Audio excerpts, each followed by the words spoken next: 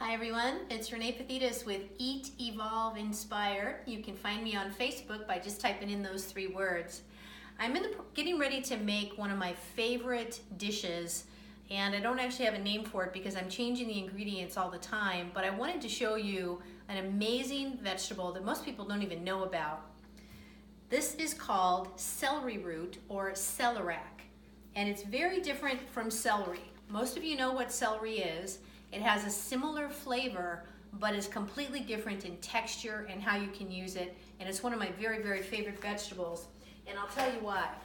Celery root is incredibly low in calories.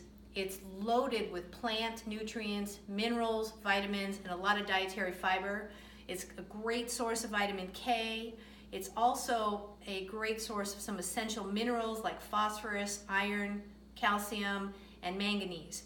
It also contains a lot of B complex vitamins and even some vitamin C. So all I want to do is show you what to do with this big knobby thing when you get it so that you can break it down and start to cook with it. So since it's a ball, what you want to do is get yourself a flat surface. So the first thing I'm going to do is cut off one of the knobby ends, and you'll see they're different depending on the size of the root ball you get. Lay it flat. Switch it over and get another flat surface. So now I've got 2 flat surfaces, and what you do with the knife is start to just peel off the outside portion. Now if you're not comfortable doing this with a knife, you can also do it with a vegetable peeler. That'll work just as well. But this part of the celery root is not something that I like to incorporate like you would maybe a potato skin, because it's too grainy, too gritty, and too fibrous.